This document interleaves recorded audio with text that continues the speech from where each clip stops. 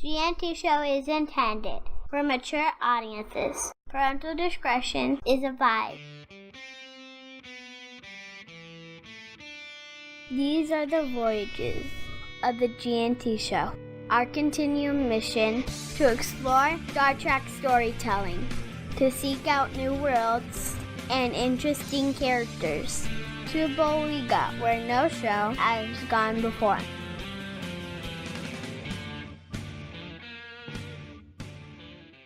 Live long and prosper, bitches. Kapla. And I'm back as well. Kapla.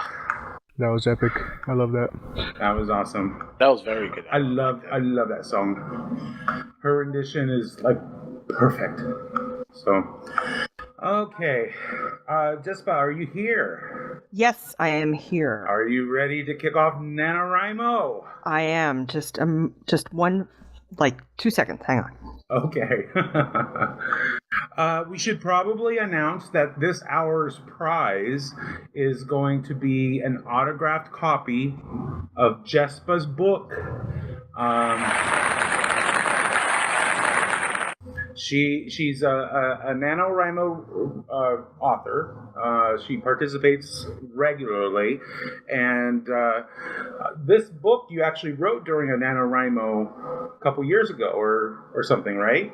Oh wait, she's not back yet. Cannot hear you. She turned off push to talk.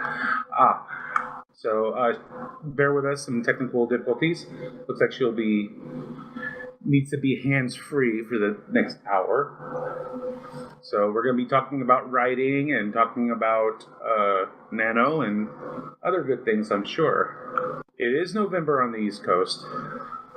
Us West Coasters still have 3 more hours until, the temporal anomaly. She deleted the push the button key. You can set it by going into settings options and then capture, and you should be able to set it to whatever you'd like. Well, Jesper has said that so far she's written 3 words. She's off to a great start. Do you have me now? Yes. We do indeed. Okay, good. I figured it out. All right. Sorry about that. Okay, so let me give you a little background sort of about me and about Nano. I have been a writer actually for probably a good 4 decades. And sort of on and off. And obviously when I was a child, I wasn't, really writing long stuff. But I learned about NaNoWriMo, I want to say about 4 years ago, but didn't decide to participate until 2013. And I'm going to explain in a second just what Nano is. But the bottom line was that I completed Nano in 2013. I completed it early. And actually my own mother said to me, she asked me once, what are you doing with your time? And I said, I wrote a novel. And she said, well, are you getting it published? Which is like the classic thing that people ask somebody who writes as an amateur. And I sort of, at the time, didn't even think of it. And I was going through my Twitter stream and I happened to see that there was a competition to get a Nano novel published. And I sent in my novel. Did we lose her? I don't know. Oh, she's gone. Hello? Oh, there you are. Oh, am I here? Yeah, there you are. Yes. Okay. All right. Have you heard anything I've said? Yes. Yes. The last thing I heard thank was you God. sent your novel in. Oh, good. Okay. And I won this competition and I was published. So let me explain kind of what NaNoWriMo is. NaNoWriMo stands for November is National Novel Writing Month. And it is, I don't really want to call it a competition. It's more like an event. Right. So you basically you challenge yourself to write a 50,000 word piece in the 30 days of November. And there aren't really a lot of rules to Nano. I've now been doing this enough times that I keep seeing newbies asking the same questions over and over again. So they always ask, can I outline before? Is that cheating? The answer is, of course it isn't. Can I write something before? Is that cheating? Well, no, long as you write 50,000 words within the month of November.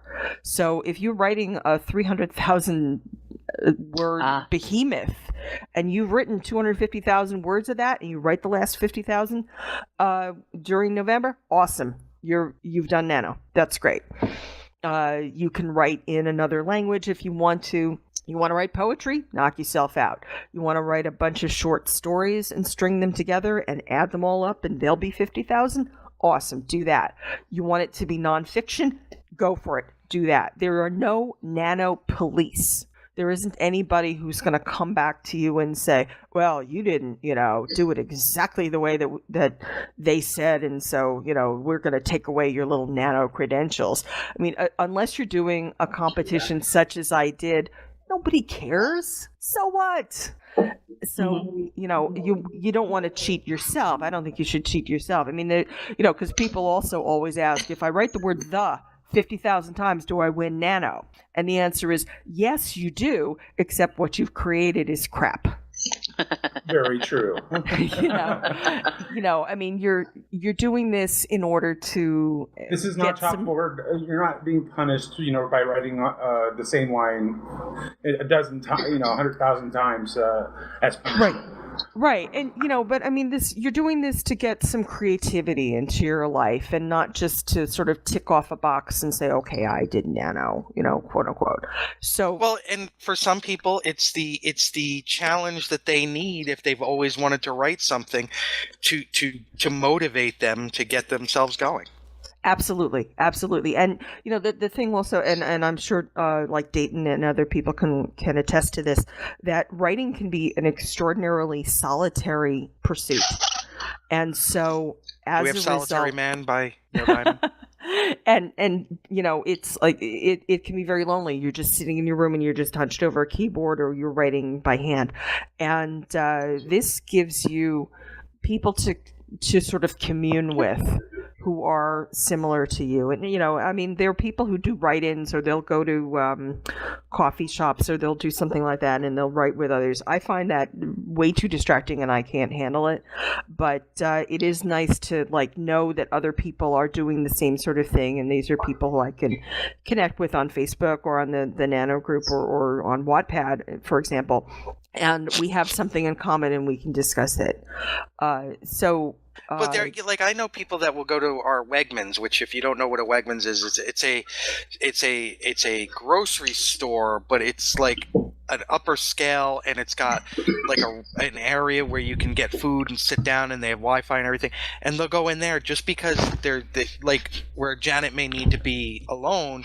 They like having the people around them just swirling around them because alone is too distracting for them. And that's fine. Whatever works for you. I find that if I'm around people, I can't really get a regular writing rhythm done, but I'll people watch. Right.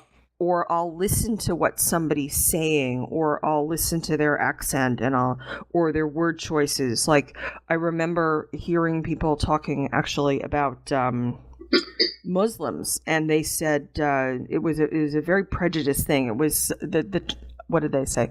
They want to be like us, but they'll never be us. That's what I remember hearing, and it was an appalling couple of sentences, but I wrote them down. I was like, oh, this is gold. This is awesome. I'm going to use this.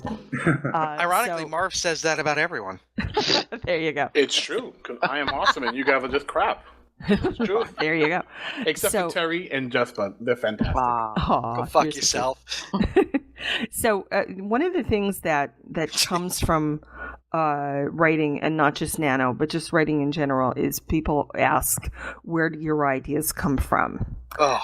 And I know Harlan Ellison actually has said Schenectady, which I find to be the most awesome answer ever.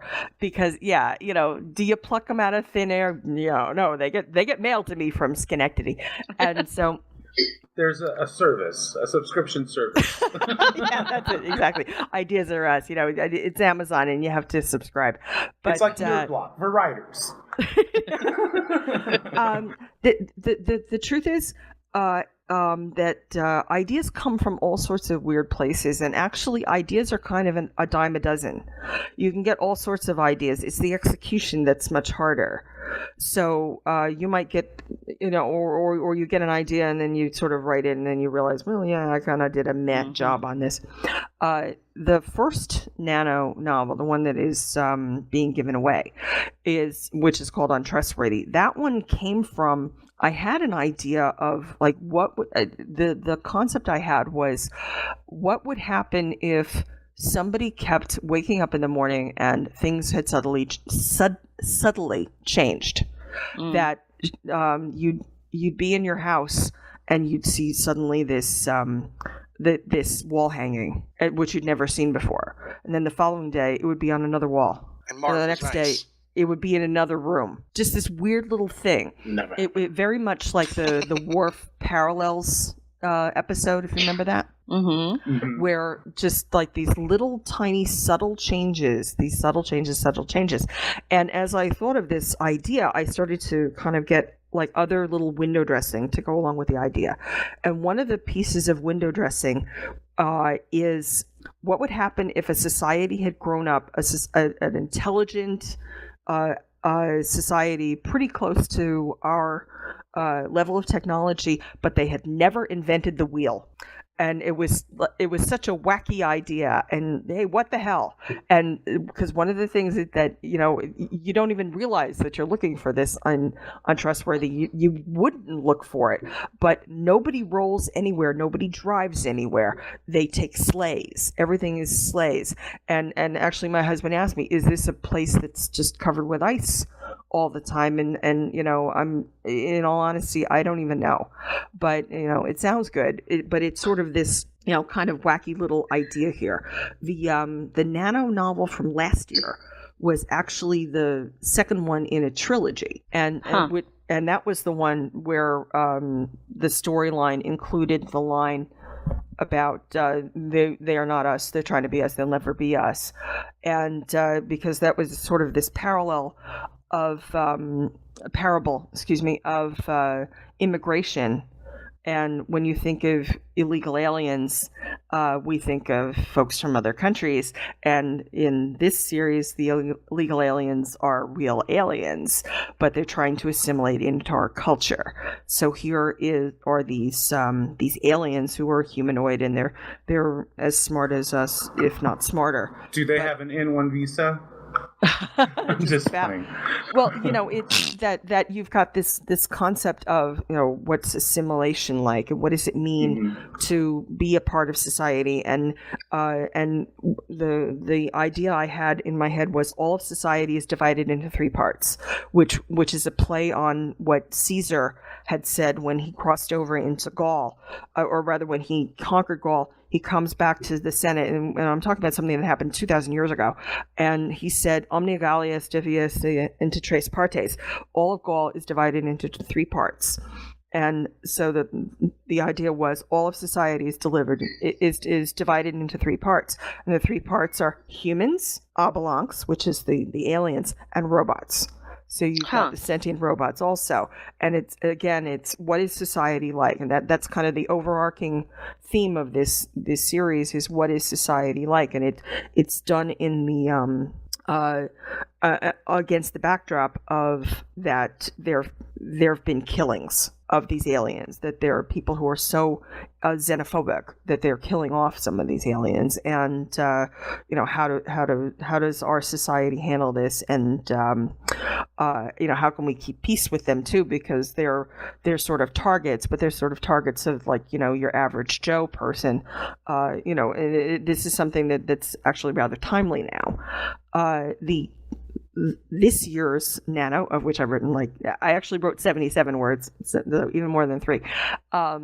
This one is a first contact type story, and this one is we have a very we always see this in Trek, and it drives me nuts, where we have either these primitive societies, or we've got these incredibly advanced ones.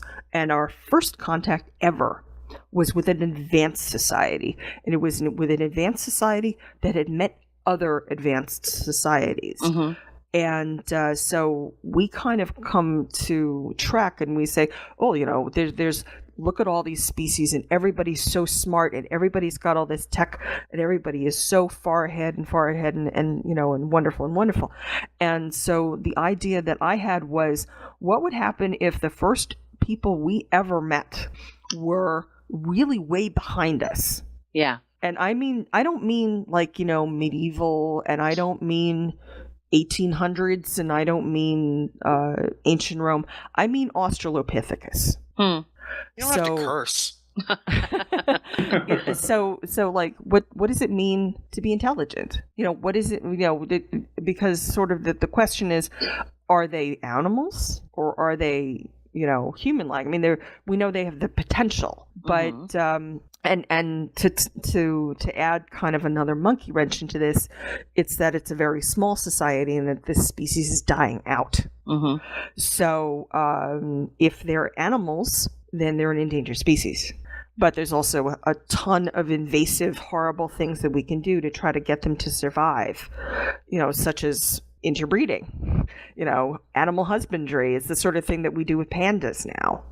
And if they're human level smart, then they have self-determination, or at least they should. And so they can make decisions about what is going to happen to their society and to their species and to their culture, which may include dying out. Now, let me get into writing. Let me talk a little bit more generically about writing, unless anybody has a question or something. No. This is awesome. Oh, thank you. So my background in writing is, beyond all the stuff that I've sort of made up on my own. In college, I studied under a guy named George Starbuck. That was his real name. Love it. He was a poet. He's deceased now. He was a wonderful teacher. But before him, in high school, in AP English, I learned under a woman who is also gone now, named Kitty Lindsay. And Kitty was from Richmond, Virginia.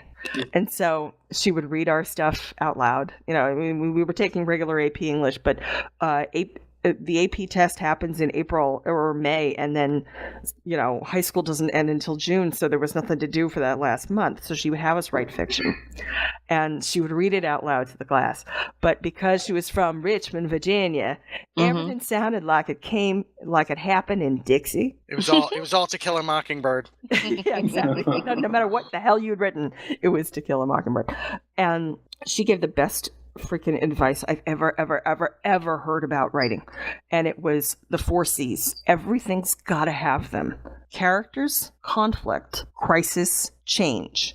And the other piece that she doesn't really talk about, but it is sort of related, is setting. Scene setting, which in a way is sort of like another character. So let me start with talking about characters. Characters, I think, are the most important of all of these. And I think that if you screw up everything else, but you do characters well, I think you can still write a decent story. It may not, but it may be a dissatisfying one. If you go through a story and then nothing really sort of changes at the end, I think people kind of, scratch their heads at the end and then they say, well, what the hell was the point there? Ah, okay. Right. But if the character is memorable, then at least they can come away from it with that. And if you write a short story, you can sort of like smush together some of these other things, but you better get characters right. And characters, online, there are a ton of character sheets. You can look up all this junk where you answer like 100 questions or whatever about a character, and you can write about what's their favorite beverage and junk like that, and it's a load of crap. It's kind of ego stroking and it's a little much. But what you really need to know about characters are the following: you need to know their names. Who the hell are they? Please don't make everybody white Anglo-Saxon Protestant. Oh my God. Do we always deal with people who are waspy? Of course we don't. But I do. You know, Oh, yes, you do. Don't. I live You know, in but- Ohio, so yeah, it happens all the time. But Oh. you know what I'm saying? You read stuff and everybody's named Jones and Davis and Smith. What the hell are you reading? I read way too much fan fiction, let me tell you, and Oh. it drives me insane that everybody who's an original character has such a goddamn waspy name, and I just want to throttle the fan fiction writer because life ain't like this. And and the other piece of that is that people don't seem to understand how and why some names go together and others do not, and that some names have like a historical significance to them and others do not. Like I cannot begin to tell you how many times I've read something that is supposed to take place in like medieval times and the person's name is like Jaden, With a or Y. Piper. Oh, yeah. It's names that were made up in the last 50 or 75 years. Yeah. No, if you're going to write something that is medieval, open the Bible. Use those. Thank you. There's so many of them. That's useful. Don't name him Jaden for Christ's sake. Name him Joshua, which is a perfectly good, biblical name. You know what's funny about that? Janice and I have been playing Champions, right? Mhm. So I created a character who was actually born in the 1860s and then was killed in the 1880s, and now he's back, and he's like, it's a whole thing. But I looked back through the most popular names of that year from birth certificates to try and find something. Yes. Because I didn't want to go with like Jim, something like that. I wanted to find something that went with the time period. And what did you come up with? Ebenezer. That's awesome. Okay. That's a great name. It's a perfectly good name, and it's one we don't hear anymore. Right. His name is Ebenezer Grimm. Ha! That's great. That's great. And you can get it from Census. Look at like Ancestry.com. What do people from that generation? What are they named? Look at literature. What is available publicly from the Mormon Yes. stuff? I mean, I know they have a huge library. Yeah. They have a lot of stuff online, don't they? Oh yeah. Yeah. You want to Okay. find out what like popular names were for children born in the 20s or the 30s? Look at books, real books about Yes. World War II. Yes. The And those names of the people- soldiers in those books. A name you wouldn't hear anymore. Omar. Bess, Francis, names Yeah. like that. Well, one resource that I've used for Margaret. character creation, and aside Margaret's from like knowing you wanted a name from the 1800s, so that was like you're starting with a time-based thing. Mhm. But some people want either like a Gaelic or a location. Other times, Right. I want There's my a lot of great resources. sometimes you may want a character like I want my character's name to mean this thing, like flower or warrior or whatever. One resource I've used is a website called BehindTheName.com. Yes, I've heard of that. Fantastic. You could look up the name and then see what it means, or you could look up, by region or culture or by the meaning. Like, I want something that means, smith or like a blacksmith or a stone worker or warrior, whatever. And it'll pop out a bunch of words, and it'll often tell you like circa 1700s or whatever. And then it'll also give you derivations of it. But it was just a cool site I look at sometimes. That's very, very useful. And you can also go into your family tree. What was your what were your grandparents named and things like that. Nicholas. Anthony. Well, like it for Jews, okay. For we are named for the dead. Yes. That. And so my first name is Janet, my middle name is Ruth. I am named, and I'm actually one of 3 women who are all pretty close in age, who were all named for our common great-grandmother, whose name was Yetta Schwartz. And so there's Jane. Jane's the oldest. She's over 60. And then there's Jamie and me, and we're within 9 months of each other or so. If any of us die and we get named for, it'll be something that is even more contemporary. It might be Jessica or something like that, even though we've got these, sort of, like more Jewishy sort of names. I mean, my maiden name is Gershen, and it's a very, sort of ethnic-y German kind of name. And But my cousin Jamie her last name is actually Prince, and my cousin Jane, her last name is actually Pravda, which is Russian for truth. So, you sort of have kind of these other things, and what do people consider that goes with this? My brother's name is Howard. He is named for our grandfather who passed away before he was born, whose name was Ichil, actually, Ichil. He was an immigrant from Romania. And so you go back and you go back and you go back. I mean, I have a cousin named Reed who is named for a guy named Ralph, who was named for, somebody from God only knows before, probably in the 1800s. And so the names, they change and they change. And it's also, if you're named after the same person, that there's a bit of a change too, because there's another person named after Heel, and that's our female cousin, and her name is Heather. That there's a big difference there, because Howard's born in 1959, Heather's born in 1981. So there's a huge gap there. And how were kids in the end of the in the mid sort of part of the baby boomers being named versus somebody who was Gen X. Right. If I was born a couple of years later, I probably would have been named Jennifer, which was blindingly popular in like 1965 or so, and I'm born in 62. That gets to my next point, which is ages. People love writing about young people, and there's nothing wrong with writing about young people, but God only knows there's a ton. It's very hard to find literature where somebody is over the age of 40, over the age of 50, and has a role that is not just elder statesman, grandparent, caregiver, retiree. The wise man, right? The wise magician kind of person. And that's one of the reasons why in the story that I'm going to be writing this year, my spaceship captain is a woman of my age, because God, I love you. 53. And because women of a certain age, quote unquote, we are so often overlooked. We are forgotten.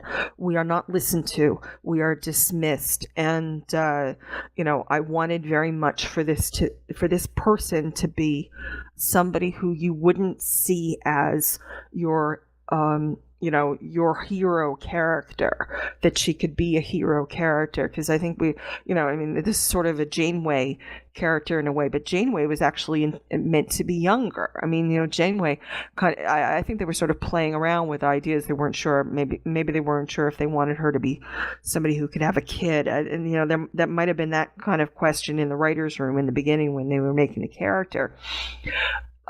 Absolutely, for Marnie, who is my character, she's past that, and that's so hard to find a person who's like that. Yeah. Species is another thing. Obviously, this is a question when we're writing science fiction. When you're not writing science fiction, it doesn't matter. But when you are, then what does a species mean? What are they like? What are their characteristics? But I mean, we sort of joked about this earlier in the show, where we were talking about how one tiny little piece of a planet is representative of the entire planet. And another trope that Star Trek follows, and which is kind of annoying, which is that one or two people are representative of an entire species, and that's just ridiculous. And in fact, one of the things I want my people to be talking about in this year's Nano is what would happen if there was an intelligence that was trying to figure out the human race, and the only person they had, the only sample they had, was you. What are they going God to help us. Yeah, I mean, it's, all this, the individuality that we have, they would make such weird, they would jump to such bizarre conclusions about what the human race is like. They would never really understand us. Accents and speech, my God, they're huge and they are very important. And when I wrote the question to Dayton, I wanted to kind of get this wrapped up into, and hear what he had to say. And it was a hysterical Ask Dayton, because we were talking about, he mentioned 50 Shades of Grey done like rednecks, Oh, yeah. which I thought was awesome. But it does come to the point of, what's your what does your character sound like? And so many people write them as newscasters who seem to come from Columbus, Ohio, and that also. And now this. Yeah, that also ain't Well, what life and that is was like. one thing that when I was going through Army school, when we were doing the broadcasting portion, Mhm. they pretty much took the accent out of everybody. So you could have somebody from Shreveport, Louisiana, who by the time they graduated were saying, and today in Pyongyang, the North Koreans issued an ultimatum to the South Korean government. And then they'd get off the air and they'd be like, y'all want to go get something to eat? Exactly. And so I want these people, these people are going to be real, because that's the what I consider to be the holy grail. What I consider to be the platinum standard, the diamond standard for a character, is for the reader to come back and to push back from reading and say, these people are real. That's what I want them to say, is these people are real.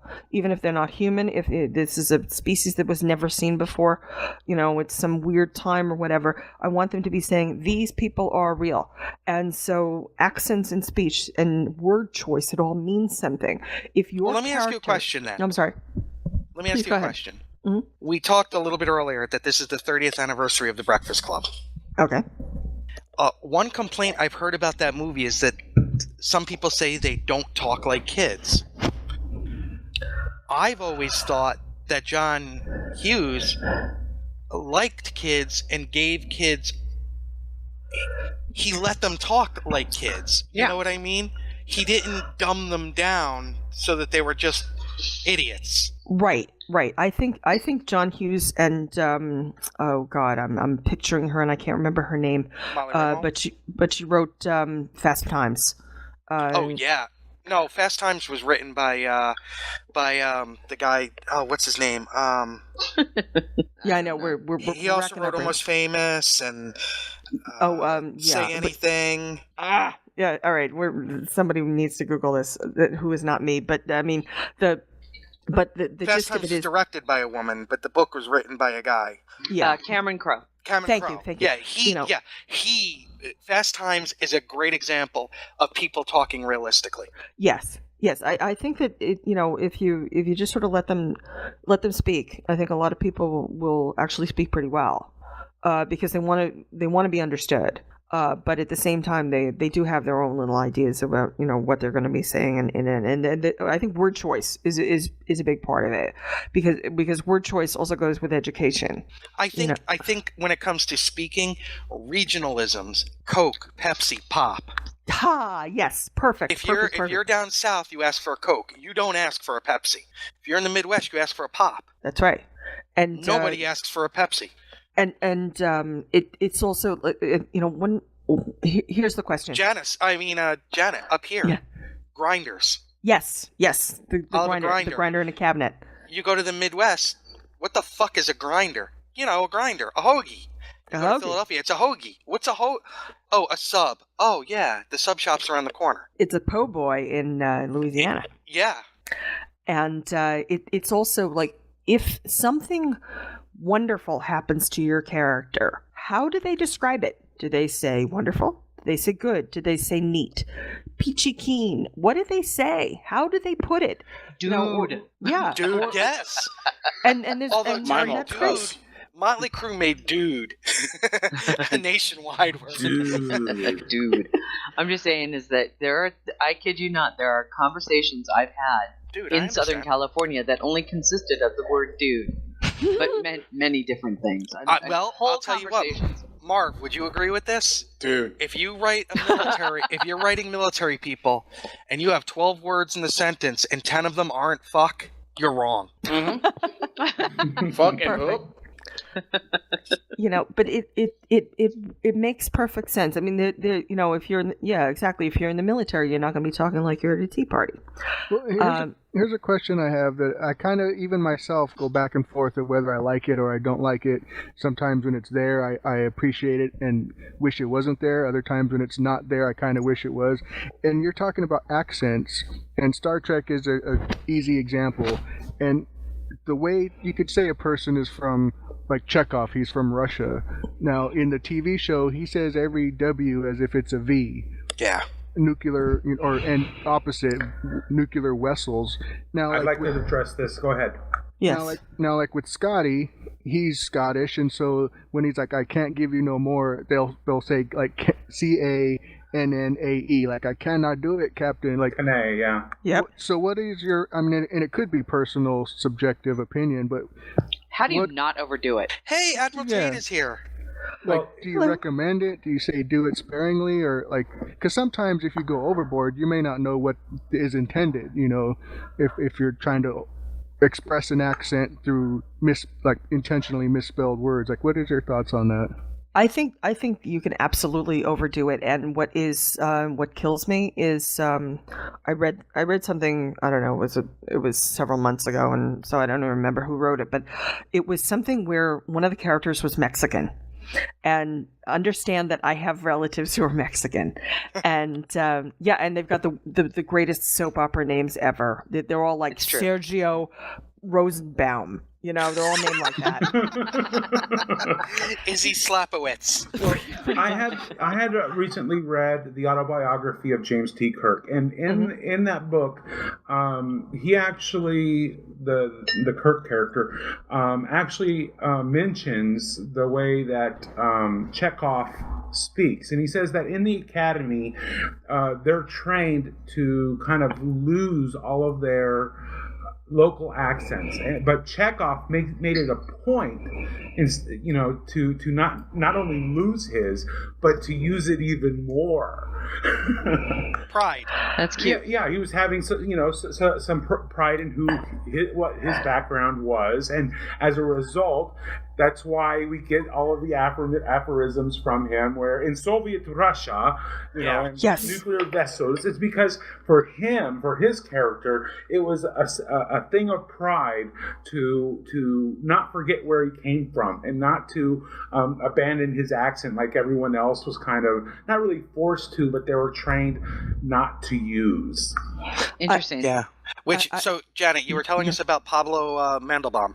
Yes, and but I mean, I'm reading this thing, and it's like every horrible housekeeping, Mr. This, and written like that too, and this was another one of these things where I wanted to throttle the writer because it felt insulting, right? And it can absolutely be overdone, and it can be beating people to death with it, and it's also you're not even necessarily hearing how people really do talk. So you're not even getting across what you think you are. Did you watch The Sopranos? No, I did not actually. Having family from New Jersey, that show rang so true the way they talked. Things like, "What am I, a freaking thornbird here?" That sounded like something one of my relatives would say. My God, Nick, we had this conversation at work a couple nights ago for the exact same thing. What? We had this exact conversation a couple nights ago for the exact same thing.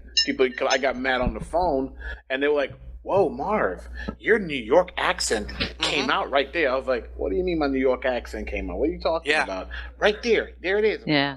Whatever. It is. That makes a story. Hearing someone who sounds different and sounds a lot like you can connect to it. You know what? I love you as a writer. I'm just saying right now.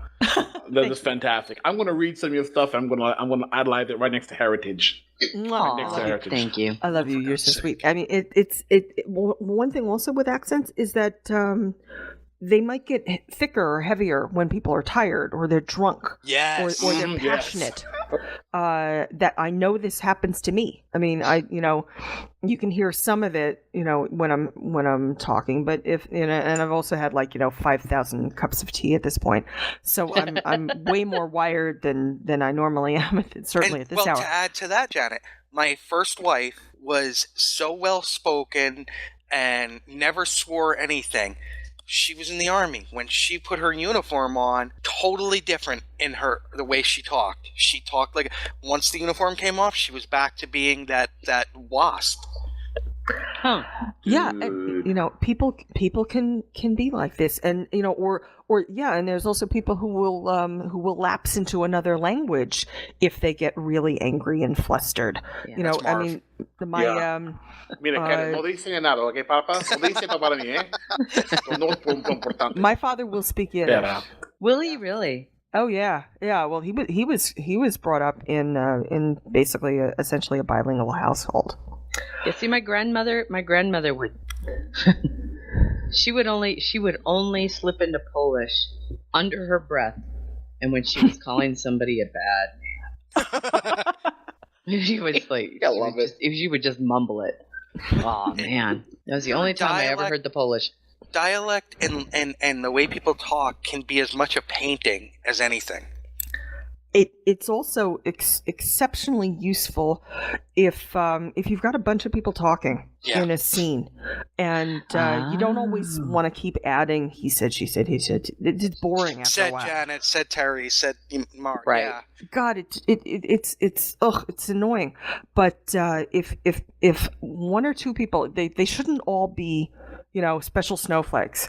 But if one or two people have something that's especially unique, different about what they say, then you'll paint it so nicely for them. I write a lot of fan fiction also, and I write the two characters who speak to me the best, and I probably write the best, are Hayes and Reed. Yeah, and I don't ship them.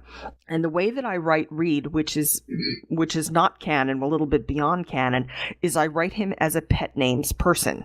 So anytime people are in a conversation, and if he's talking to a woman who he is attracted to, or who he is in a relationship with, the person who says sweetheart is him. Yeah. And that and that works so nicely, and that and it just sort of it's the kind of thing that can be added into canon. It doesn't detract from canon. It doesn't smash canon to smithereens. Thank God. Yeah. And if you're writing someone that's been a soldier or a police or fire officer, one thing that we all do, and Marv, I think you'll agree with this too, sir and ma'am. Yeah, that's like, it becomes ingrained no matter what. Yes, you sir. Be angry no, sir. Heck. Yes, ma'am. Yes, sir. No, ma'am. No, sir. Mm-hmm. And the way you say it can show, like you said, a one-word answer. Yes, sir. That's really fuck off. But Absolutely. The other one I've noticed as I've gotten older, and by living in the South for as long as I did, dear. When you're ordering honey. At a restaurant, I'll have a slice of apple pie, dear. Yep. And vice versa, the one who's writing it down will say, you want that a la mode, dear? Yeah.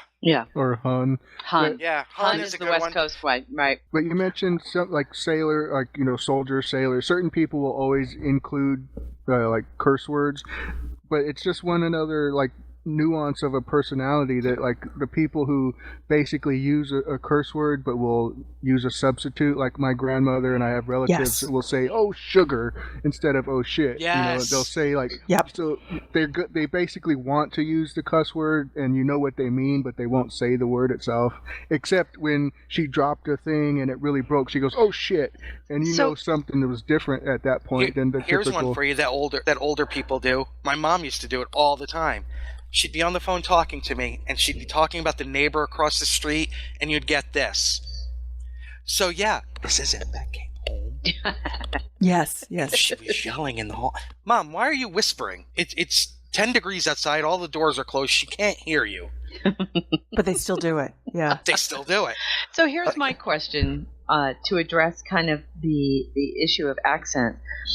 Because they can be a little difficult to actually write, especially drawls. Touching on a drawl, how do you write a character where the accent doesn't actually become a distraction? And actually this a lot of these people are going to have accents, which is and because that's sort of how they're speaking to me. Mm-hmm. Our chief medical officer is going to be from Hyderabad, and the first officer is from London, Kentucky. Nice. And so she's going to be like, I'm going to get my shotgun kind of thing. I think word choice is part of it, and I think also just maybe even just referencing it every now and then and saying, that the first officer's Kentucky accent became even more pronounced. Yeah. Okay. Or something like that, and just being sparing with the y'alls and other stuff because it's so easy to overdo this and so easy to tip it into parody, and you don't. I want to be respectful of these people and respectful of these characters, even if I'm making fun of the character. Hopefully there are people who are reading this who are from these places or know somebody who's from these places, and hopefully they're seeing something that's truthful in this. That's what I'm aiming for. And so as a result, I really don't want to be an asshole Grim is about right. it. Grim is right. Bless her heart. Oh, you know what that means. Shut up. Bless her heart. Anyway, she tries so hard. Bless her heart. Let me move on to conflict if I can. Yeah. Yes. Marv, look in the chat room, Marv. I got something for you. All right, so chats. Hang on, get my chats up. Hold on. Okay, so conflict is some of it is we have major conflicts, people going to war, and deadly conflicts really going to war, and we also have minor crap that goes on in the world, and that can make really good stories, particularly short ones. Sometimes minor conflicts can be this great driver of a story, like the whole idea of who moved my cheese. Mm-hmm. That can sometimes be the most awesome kind of story. And to go to David's point also about the curse word that isn't quite said. I have a story on Wattpad, which is featured there, and it's called Revved Up. And it is basically it's the trials and tribulations of what happens when, in a lovely leafy suburb of New Jersey, that the horrible low class people move in, and oh my God, what happens to our protagonist, who so sweet butter would not melt in her mouth, and so our story opens, and it's all told from her POV. And she just and she opens up the story she opens up the story. Sorry, and POV in the military's personally owned vehicle. No. No, her point of view. She opens up the story and she says, "Well, officer, when the trouble started." And we kind of go along with that for a while, but but you start to hear things like, "Oh my, that is a dirty word. Well, I'll spell it." Or she'll say, "My ex-husband. I shouldn't really say this word, but seriously, officer, she really is a floozy." That's the horrible thing to say. And but that the conflict is things like parking in front of the driveway, and all that little sort of stuff, or first world shit. Yeah, or that the petunias got run over by mistake, and just all these little things. But it's all the little stuff that kind of the straw on the camel's back. It's all these little tiny things that by themselves aren't really much, but when it's a lot of them, it becomes burdensome and becomes unwieldy. Crisis is sort of the turning point.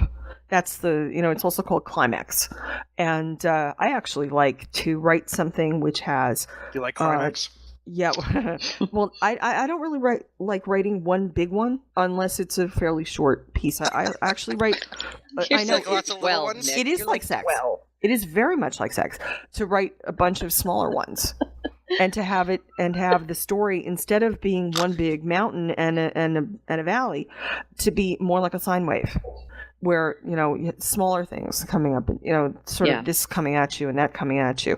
Like Terry, you read Reversal, but it was probably a few years ago. There's more than one climax to that story. Yeah. There's more than one piece of that story where you're thinking, "Oh my God, how is this going to end?" And bad things are happening. Yeah. Because this is a fan fiction story, and this is actually one of the first things that I think that you and I really sort of bonded over, because I had been writing this, and I think you were writing Heritage at the time. Yeah, I was. And it's about Hayes, because Hayes really speaks to me, and it's about Hayes's mirror counterpart, and how he and Chef's assistant in our universe dream, and they start to share their dreams, and that they fall in love this way. And so how how does it work out? How can you have a happy ending from this? And one of the climaxes is that she is kidnapped and that he has to be a part of rescuing her, even though he's not even in her universe. And another piece of it is that there's a political thing going on with the planet down below. And another piece of it is that his life is threatened. And another climax is that he gets here. And another climax is that he gets here and they make love and she almost dies. And so there's all these little things that happen instead of this one really big huge thing. Right. It's more of a serial feel to it as well. So again, to me, I like it because of that. It ends up being more tidbits as opposed to one big beefy overall story. You do get that beefy overall story, but again, it's more serial in its place and time. It changes, and that's what I like about it. Thank you. And change, and that brings me to change, which is nice because that's such a huge part of writing something that's satisfying in the end. I think I remember reading a book called The Quinquunks, which is a weird word, but it was a really fascinating study of like Victorian sort of England kind of thing. It was meant to be very Dickensian, and the story was fascinating and wonderful and really, really interesting, except for the last fucking 3 paragraphs, and it just sort of dropped off and had no real ending, and it was as if the writer had run out of ink in his pen and said, "Okay, I'm done. I don't feel like going to the store for another pen, so fuck you. We're going to send it off to the publisher." And, so here was this 99.999%, and it was wonderful. And then at the end, it was like, we dropped this ball. And I hated that. It left such a bad taste in my mouth. And here was the rest of this. This is a great story, and I really, really liked it. And this is a thick volume, I might add. And but that was the thing that colored it. Is the change permanent? Is it temporary? Is it for better? Is it for worse? How does it end this story? Oh, wow. You just hit on what one of the problems I thought with Voyager was. There was really no change. Yes. Yeah. Okay. Well, some things, like for instance, if you're going to write for Trek, you don't want your characters to change. So, I mean, that's one of the problems. But that's the difference between like TNG and Voyager and then DS9. DS9. Yes. They actually grew as characters. It was like serial versus episodic. And they grew in TNG. In TNG, look too. At Worf. Yeah, absolutely. Yeah. But in the original series and even tie-in writers, I mean, really, they can't change the character. It's almost I don't go off of the original series though because of the television in the '60s. Yeah, that's how TV was. Right. Yeah, but there was this sense of a reset button. You couldn't alter a character to the point where you couldn't just reset them at the end of the episode or at the end of the story. So again, it depends on what kind of story you're writing.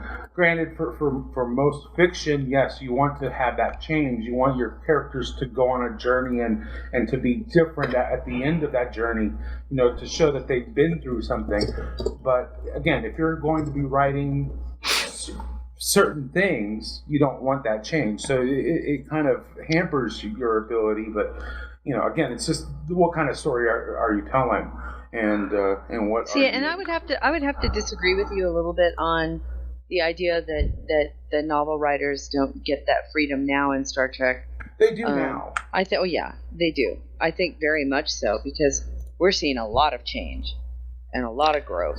Yeah, but all of those characters. A lot of that is, again, by permission. It's not something that they can do readily, Oh, I see what you're saying. Okay, I get it. Okay. I think it's also because it's books rather than the show. Yeah. Mm-hmm. Because what's one of the biggest changes in TNG is that they kill off what's her face? Tasha. Tasha, thank you. Yeah. That they kill her and it's permanent. Although it ends up sort of semi not being permanent, but it for really all intents and was, purposes it is. That's great. I mean, I'm sorry for Denise Crosby and her contract, but that it's great that they had a fairly major character, not one of the top, but is certainly a big secondary character, and they let her die, and her death was really meaningless too, which I thought was great. I did too. I loved it. That it was, it was a red shirt death for a main character. How do most people, in wartime or conflicting kind of situations, how do they kick the bucket? They usually don't do it by, charge of the light brigade. Usually what happens is, it's D-Day and they drown because their equipment is too heavy. Yeah. And when they're landing at Omaha. Yeah. Yeah. Unfortunately, that's what happens to a lot of people. So let's look at scenes for a moment, which are a lot like, just sort of like flat people, actually. A scene setting. How is we're so used to writing just like sort of what things look like, or maybe we kind of sketch them, and you will do a lot more good for your reader if you make it, it should be more of a tapestry. It doesn't mean that you have to lovingly talk about every single freaking thing that's going on, because that's going to bog down the story, and because you want things to be happening. But at the same time, particularly if you're inventing a new world or a new place or a new thing, then you've got to give some information about what that is. So what does it sound like? What does it look like? What does it smell like? There's a good one. What does it smell like? Smell is one of the most important it's a big senses. That's La Recherche du Temps Perdu, right? Taste and smell, because the coppery taste of blood or the smell of turkeys cooking can throw you back to being a kid and going to grandma's. Yeah. I remember vividly the taste of my grandmother's potato knishes. My grandmother died when I was 8 years old, 45 years ago. Yeah. Nobody can make these knishes anymore. The recipe died with her. I remember how that stuff tasted. Remember how it looked. Remember how it smelled. Remember its texture. And I'm sure that my cousins remember that as well. So if you can get that into the head of a reader, that's awesome. Like one of the things about this story that I'm writing this year is that life is there's lots and lots of unicellular life, that there's other planets that they've gone to where they haven't found anything. And some of those planets have primordial soup. And so my question in my head is, what would that smell like if you could breathe the air? Let's assume that the air is breathable, even though it probably for real wouldn't be. And the truth is, it would probably reek. It would probably smell a lot like sulfur, rotten eggs. Sulfur, yeah. So it smells like farts, for crying out loud, But yeah, that's just, how does life arise in a place that smells like farts? Is it cold there? Is it hot? Is there pressure?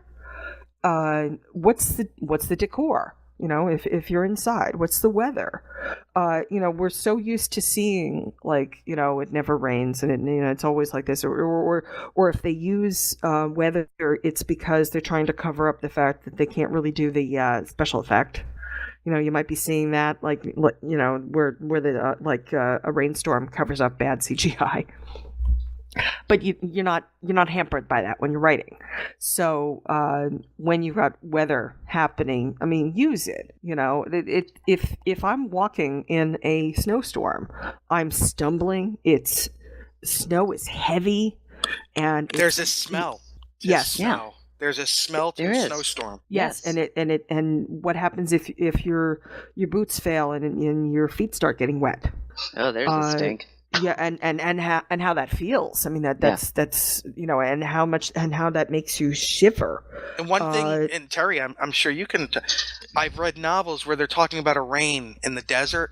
Yes. Well, having lived there long enough, yes, it rains mud. It doesn't rain necessarily water. There's dirt mixed in because of the ground.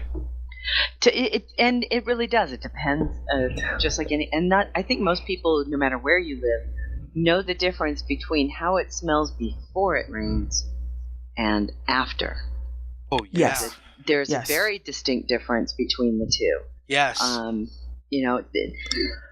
as a writer, the one thing she's giving such great advice is, and the feel of the air. Don't forget your own experience. There's an air pressure difference that you can feel before a storm comes. Sure. You can even smell the ozone. You smell the ozone if it's a thunderstorm. Mm-hmm. And how many times have one of us put on Twitter, there's something weird in the air today, I can feel it, just because the air pressure is so different. Yeah. Well, like Jen's ankle. Yeah. Yes, yeah, exactly. Didn't we all say that we've got something that throbs when it's going to rain? Right. You ain't kidding me. You know what I'm saying? This is another thing. Right, my knees feel like anchors when it's going to rain or snow. And I bet that if you have to kneel down for any reason or another, I bet you hear cracking. Excruciating. That's one reason I'm moving to New Mexico. Because when I was there in December, it's so dry. Even though it snowed, I felt like I had a brand new pair of joints. Yeah, it's so different. Wait, you were in Mexico also? Terry, I sent you something in the chat room in the TeamSpeak chat room. Oh, okay. What's that, Marv? Moved to New Mexico also? I'm moving into Mexico, yeah, Janice. We're all going there. We're all moving into Terry's house. Pretty much. Hi, look how cute the rock is. Sorry. I knew you'd like that. So, you know what I'm saying? This is to add more dimension. Even more dimension to try to get it so that the reader feels like they're there. Right. There's the. What's the platinum standard for a scene? It's for the reader to say, "I'm there." Or to feel like everything else falls away. And, I was with you when you, when in the charge of the Light Brigade or on the spaceship or whatever. I was there. I was part of it. When I finished Neil Gaiman's Neverwhere, part of the reason I just stared at the page for a few minutes and felt like crying was because he had painted such a picture of the of the Neverwhere that I felt like I had been there that entire journey, and it was just like so disappointing to be back in reality.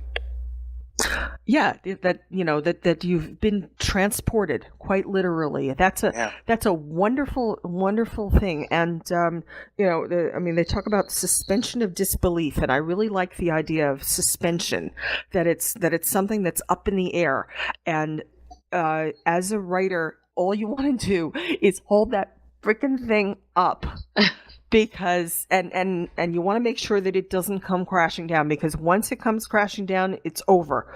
You've lost the audience and they're gone. And let me tell you, one of the things that makes me lose suspension of disbelief, I'm sorry, but it is footnotes. They drive me insane. Yeah. What? I don't want to see a footnote in a fictional work. I read way too much nonfiction. I'm getting my master's. I read all sorts of goddamn marketing books, and they're boring as hell. Oh, you know who was notorious for footnotes was Peter David. You know who is Mr. Footnote? J.R.R. Tolkien. Yeah. And I've that's had because people... he's referencing something that didn't make that particular cut of the book, and that's true.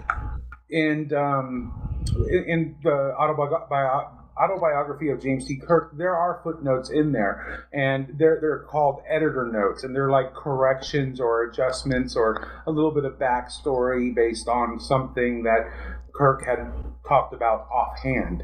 I thought they were kind of interesting in the way that they were handled in that particular story. But yeah, I can understand. In something fictional, you really don't want to go reference, another book or another document in order to get an idea of what's going on. Yeah, I mean, there are some things that you may need to have a little bolstering. You may need a little help with. Like if you've ever read, I think most of us have read Alice in Wonderland and probably Through the Looking Glass. And if you've ever read the annotation the annotated version of it, it's just on and on and on. There's all sorts of things that go on, but it's because it's so rich and there's so many things happening.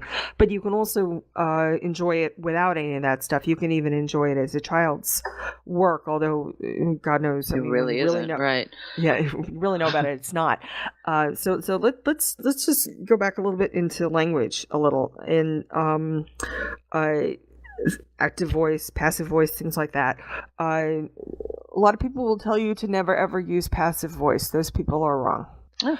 And the reason why they're wrong is because passive voice is perfectly good. It's perfectly grammatical. It's just you need to know when to use it. Mm-hmm. Here's the difference. John kissed Mary, active voice. Mary was kissed by John, passive voice. Mm-hmm. When Mary was kissed by John, not only is it passive voice, but she's passive as well. So if we want to get across that this person is less willing, or maybe even a victim, mm-hmm. then there's nothing wrong with using passive voice. In fact, passive voice might be better. You know, give a little something with even that choice. You know, that choice is still valid. It's still useful. If you've got a prisoner, then they're not doing a lot of things that are active. Things are happening to them. Yeah. So there's nothing wrong with using the way that you write, even if you're not really saying different things, just to say it in a slightly different way, and say, the prisoner received 3 square meals. Or as opposed to the prisoner got up and got his 3 square meals. There's a bit of a difference there, and kind of to show that this is somebody who's in a subordinate position. I don't think there's anything wrong with that. Yeah. I don't want to get into like spelling and grammar and all that other junk because, a lot of this is something that you're not really going to see. I think that one of the things that Ray Bradbury says, Ray Bradbury wrote a fantastic book on writing called Zen in the Art of Writing. We actually had to read this and for a writing course that I took for school. And he says 2 things, which everybody else says, which is, how do you become a better writer? Write a lot and mm-hmm. read a lot. Read a lot. He also gives a really good idea, like Schenectady, where you get your ideas from. He says, you get an idea, write it down, put it in a jar. Yeah. And I have a jar full of writing ideas. I may never get to any of them, by the way. But by parking them there, I don't get distracted from what I really want to write right now. Yeah. So I table this information. I don't lose it. And it's also useful because if I'm really, really stuck, if I'm like staring at the page and saying, "Oh my God, I don't know what the hell to do," I will open up this jar, and this is not this is not me making a sound effect. I really am opening a jar. I really have a jar here, and I am opening something up, and I am reading this, and here's an idea. I don't know when I wrote this. It says, aliens invade our brains and take over our memories and make us think they're benevolent. Soul remedy is a reboot via a spacewalk, infection via food. That's what I wrote. Will I ever use this? God only knows. Probably not. But if anybody wants it, you can have it. You might use a part of it. That's right. But yeah, it might inspire you to do something else or with it. Just a piece of it. And you might use a piece of it in several different things. One part of it in one thing, another part in another. Yeah, exactly. One of the there's a bunch of stories actually on the forums, and they say in parentheses Daranaean arc. And that's the Daranaeans are a species that I created, and they were sort of meant to be a canine answer to the Caitians, okay, but not really like the Caitians, different. And that whole thing came from, I was watching a special on the marsupial wolf, and I wrote down two words, and that's where all that stuff came from. And those words were smart kangaroos. And right. Smart That's kangaroos. Awesome. And so I decided that they would be sentient marsupial canids. And I also decided that because they would have a canine wolf-like sort of hierarchy, that what happens when you're intelligent and you have a hierarchy like that, and then to add a little spike of sexism into that so that the hierarchy was only for the women. Mm-hmm. So the men would have 3 wives, and you'd have the prime wife, who would be like the supermodel trophy. You'd have the secondary, who would be the one who would do most of the reproductive heavy lifting, and would also be the one who would do the homeschooling. And you'd have the third caste wife, who, if you were prejudiced, you would call the last caste wife, and those would do the cooking and cleaning, and would often voluntarily abort their children because they couldn't stand the idea of their daughters being born into that same caste system, and that those women would be killed when they became menopausal because they would no longer be useful for that society. So here was all of this stuff that, this heavy thing that came from 2 words: smart kangaroos. Wow. So I know I've been talking a lot, so I want to talk a little bit about opening lines. Some can be, oh my God, some of them can be so much fun. It is a truth universally acknowledged that a man in possession of a fortune must be in need of a wife. Jane Austen, Pride and Prejudice. It's a classic for a reason, folks. Yeah. It was the middle of the day and all the clocks were striking 13. 1984. George Orwell, another classic for good reason. It was the best of times. It was the worst of times, etc., etc. You get the idea. Memorable opening lines. It's not absolutely necessary, but man, they're so nice to have. And I got to say, I like. I have to get one for you. Hold on. Sure. I'll be right back. You talk. Okay. I like things that are a little negative. I like things that are sort of head scratchers. Reversal starts with, I swear this is true, it starts with, it didn't hurt. Those are the 3 words. That's what it starts with. It didn't hurt. And the first thing you should be asking is, what the fuck didn't hurt? What was painful that wasn't really painful? That's a weird thing to be saying. The next bigger book in that series, which is Intolerance, which is also on the forums already, just starts with actually something pretty basic, which is Hoshi says, "Ugh, I can't finish this," and she's referring to a hot fudge sundae. All right, this was written by a friend of mine. Who is part of the amalgam that is Timothy James Beck, a wonderful author. This is the 5th novel in their series. Am I? Why? Why is that? Check. Is that better? Yeah, you're still a little echoey. What did I do? So am I. Somebody should type in. Larry's got to mute his mic. I had brought Larry in. Oh, Larry. And the first line, I think you guys will appreciate, is this. Okay, I'll wait. There we go. Okay. All right, we need to mute. There, hold on. There. Okay.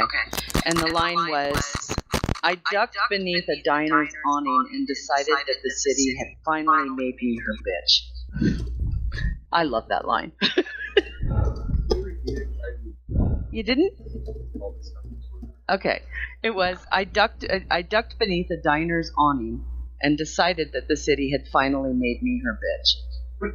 Huh. Well, that's a good one. Yeah. And to me, in one fell swoop, I knew exactly where this was taking place. That it had to be New York City, because it wouldn't be anywhere else.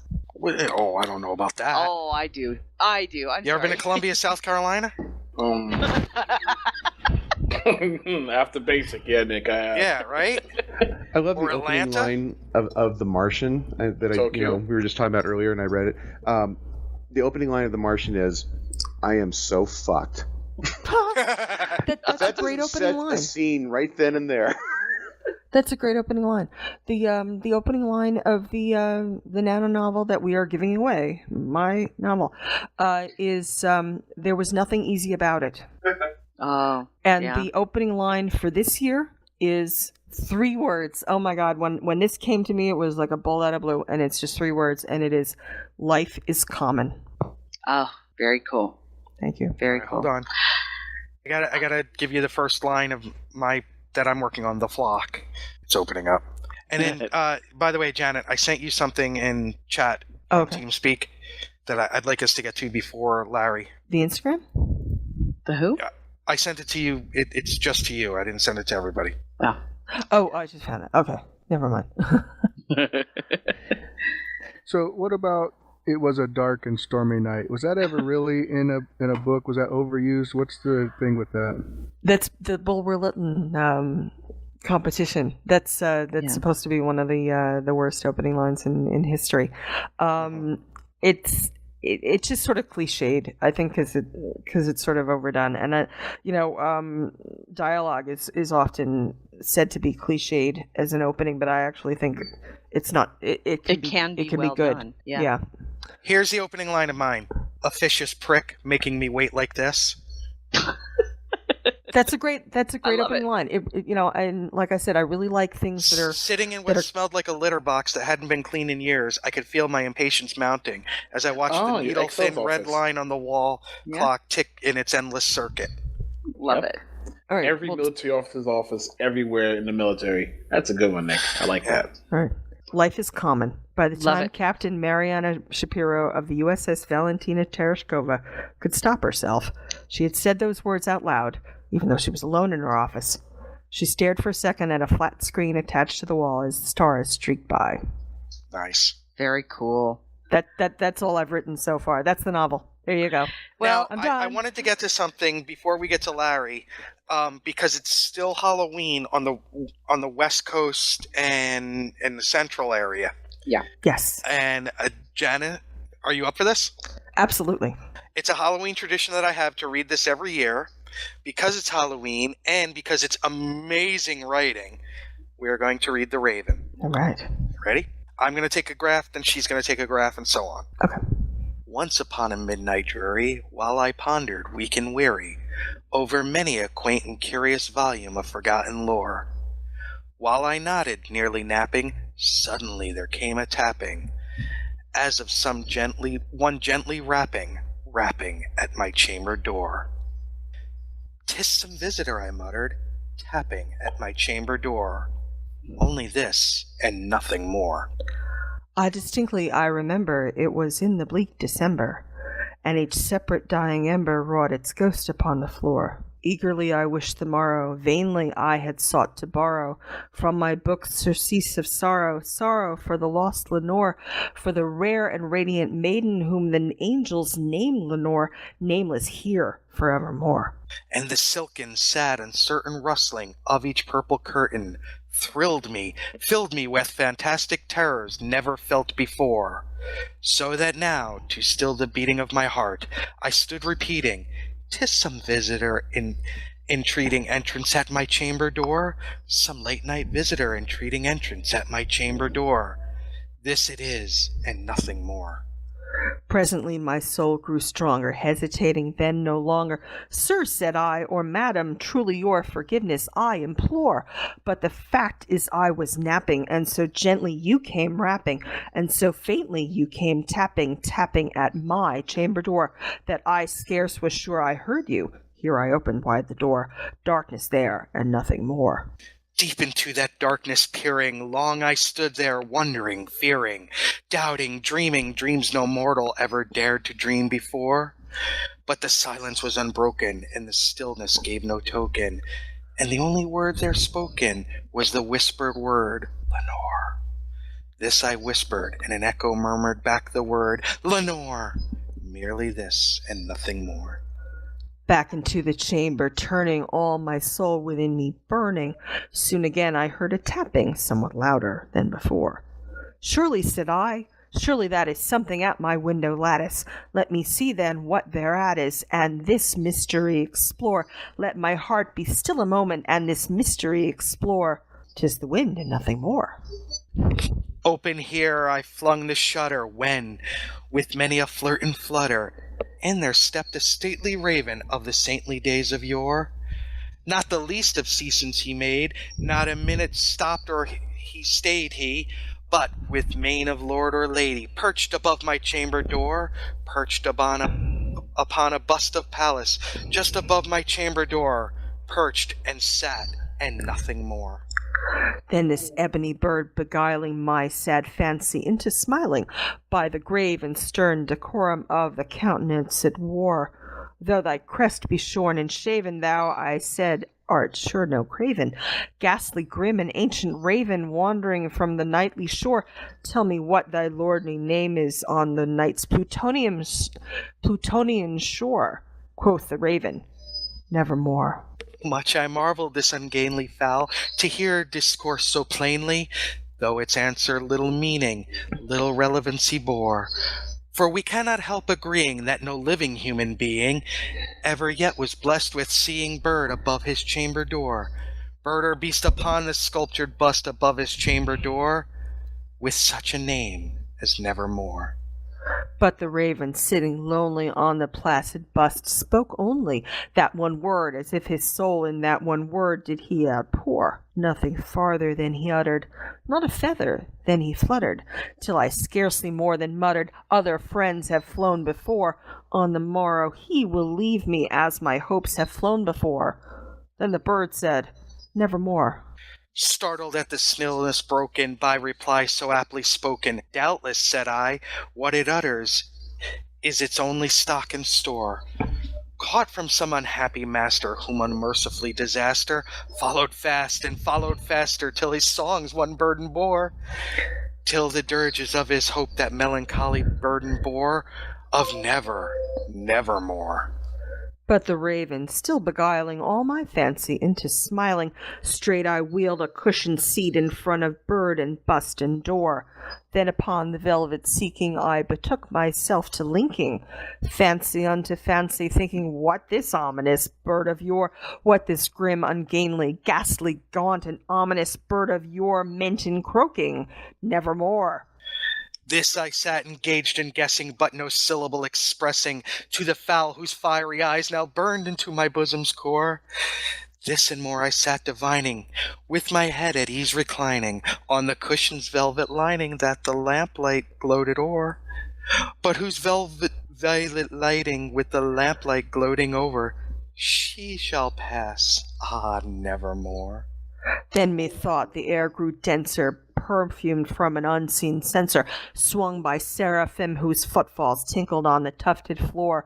Wretch, I cried, thy God hath lent thee, by these angels he hath sent thee, respite, and nepenthe from thy memories of Lenore. Quaff, oh quaff this kind nepenthe, and forget this lost Lenore. Quoth the raven, nevermore.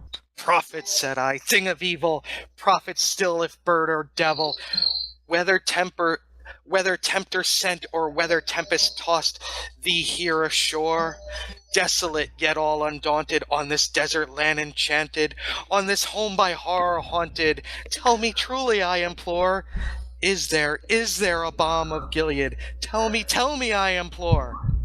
Quoth the raven, nevermore.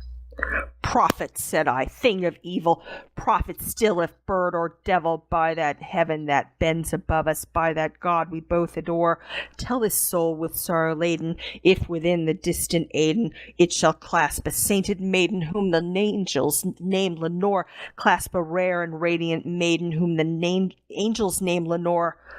Quoth the raven, nevermore. Be that word our sign of parting, bird or friend, I shrieked up starting. Get thee back into the tempest and the night Plutonian shore. Leave no black plume as a token of that lie thy soul hath spoken. Leave my loneliness unbroken. Quit the bust above my door. Take thy beak out of my heart and take thy form off of my door. Quoth the raven, nevermore. And the raven, never flitting, still is sitting on the pallid bust of Pallas just above my chamber door. And his eyes have all the seeming of a demon's that is dreaming, and the lamplight o'er him streaming throws his shadow on the floor. And my soul from out that shadow that lies floating on the floor shall be lifted nevermore. Thank you. That's awesome. I still get choked up reading cool. that. Thanks, guys. Yeah. That was great, guys. Thank you. That was Larry, wonderful. And you're thank here you with for us, listening, honey. by the way. I was Hey, with Larry. you guys. That was What's awesome. that, Janet? Yeah, thank you everyone push for to talk, I heard. listening to me babble. Oh, no, you did awesome. That was awesome. All right. Hi, Larry. Hey guys. Welcome back. Hey. I thought I'd stumbled into a Ted Cruz filibuster or something. I'm sorry. Oh, wow. Wow. Never We checked have in not 2 talked seconds. politics all night. You got to come in and ruin Just it. come. Dang it, never check. No. I meant like that's the or Rand Paul filibuster. They're the only current filibusterers there are. So we should take a quick moment just to restart our recordings. Yep, definitely. Music for the GNT show is provided by 5 Year Mission, Enterprise Blues Band, Warp 11, Andrew Allen, and Greth Thor. The GNT show is a BLB production. Move ahead, walk back to 10. Put a mini skirt on my yo man. Represent the human race. And we make space a happy place. To boldly go where no man's gone before. I think I sang that line once before, but I'm not too sure. We'll be so happy, can't you see? A zero-G community. Gonna travel to new worlds. Beam on down and meet some green girls. Gonna see what we can see. A fancy-free galaxy. To boldly go where no man's gone before. I think I sang that line once before, but I'm not too sure. We'll be so happy, can't you see? A zero-G community.